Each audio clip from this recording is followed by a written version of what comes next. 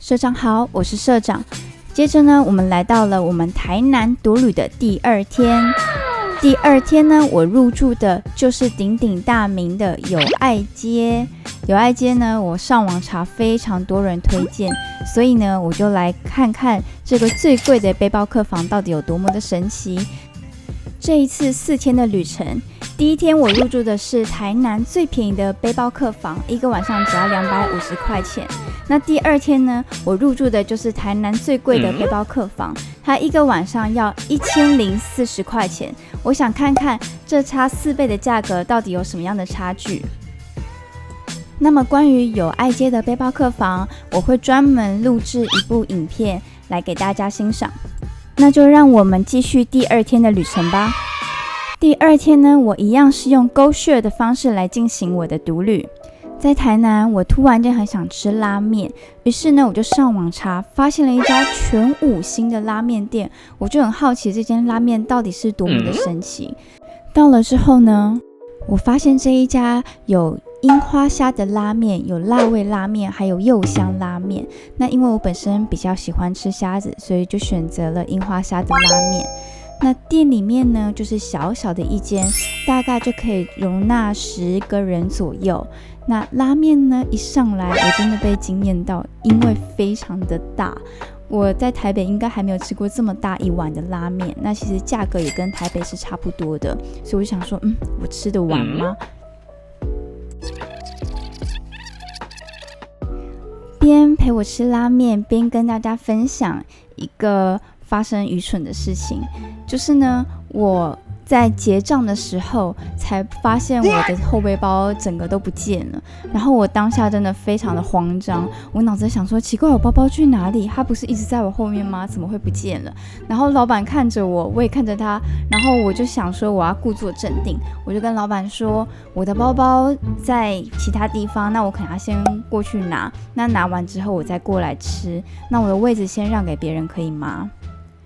老板还很好心的跟我说，没关系，那我先帮你煮，等你拿完包包回来就可以直接吃拉面。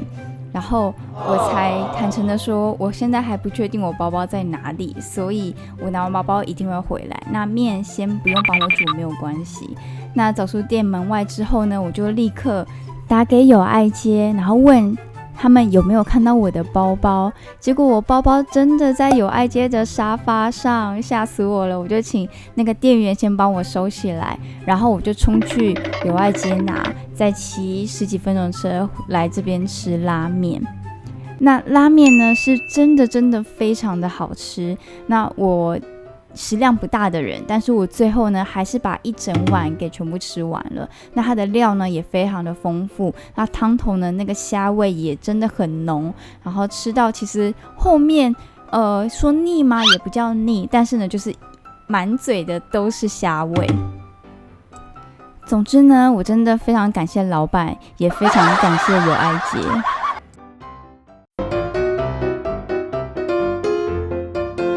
吃饱喝足后，我来到我的第2站，就是永乐市场。永乐市场的2楼呢，听说非常的有趣，就是有很多的小店家，但是呢，也有人持续住在那边。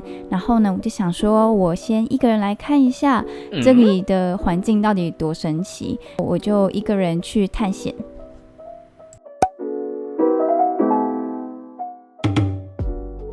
走了好久，我才发现了这个通往2楼的楼梯。上来之后，真的有被眼前的景象给惊讶到。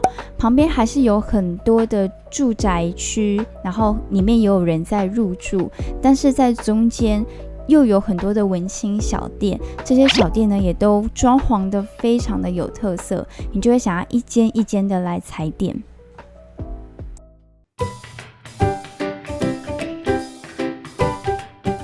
里面有很多非常有特色的咖啡厅或是甜点店，大家逛了累了都可以来这边先喝杯咖啡，然后呢吃个甜点，再来逛旁边的小店。但是要注意哦，这些店啊，他们都不一定会营业，所以呢你可能都是来了你才知道，或者是他们有自己的粉丝团或是 IG， 你可以先确认他们今天有没有营业。然后非常特别的，在永乐市场2楼居然还有一间小庙宇。在这里逛街呢，有一个一定要注意的事情，就是不要太晚来，因为呢，他们的灯光都非常的昏暗，所以呢，你一个人如果走在路上，可能会觉得有点害怕。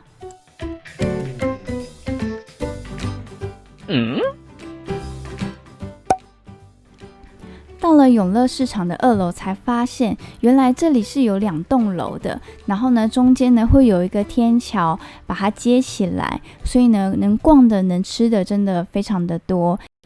如果你对于咖啡厅或是文青的商品有兴趣的话，真的非常推荐来永乐市场2楼走走。逛着逛着，还看到了这一家纯情百货行，它的旁边呢还有卖古早味的红茶跟咖啡，都可以买着边走边喝。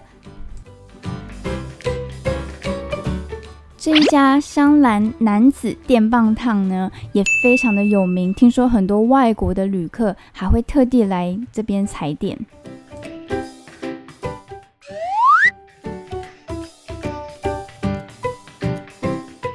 逛完永乐市场的2楼，我就想说，我去路上看一下还有没有什么好玩的地方。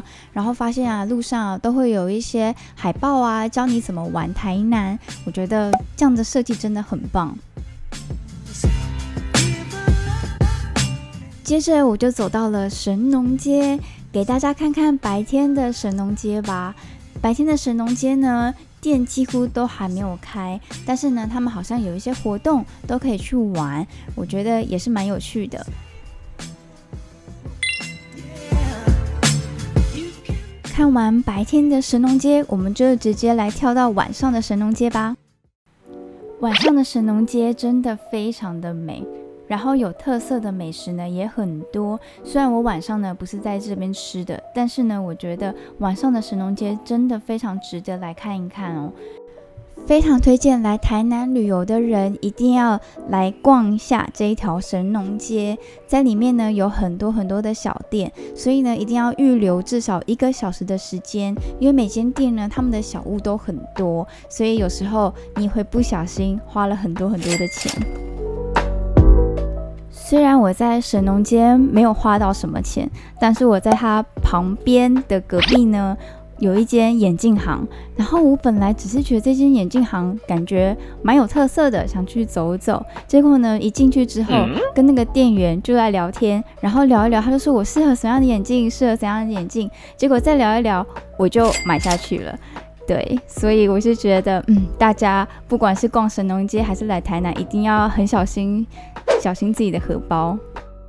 但我很喜欢台南的一点就是呢，来到台南的店家啊，不会有那种被推销的感觉，他们就好像是你的朋友，然后再跟你分享你适合怎样的眼镜，适合怎样的衣服，所以呢，即便你不买，他们也不会摆臭脸，所以这是我非常喜欢台南的一个地方。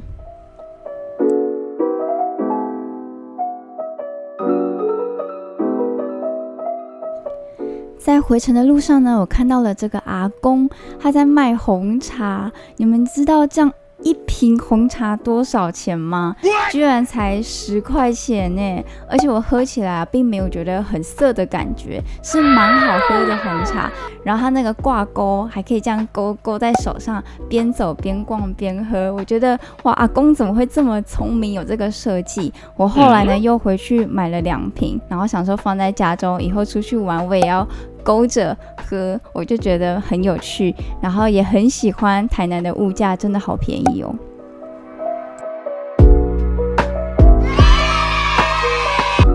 下一集呢，我会跟大家分享台南最贵的背包客房有爱街旅馆，到底贵在哪里呢？大家不要错过咯。喜欢我的影片，请按赞、订阅、分享，并开启小铃铛哦。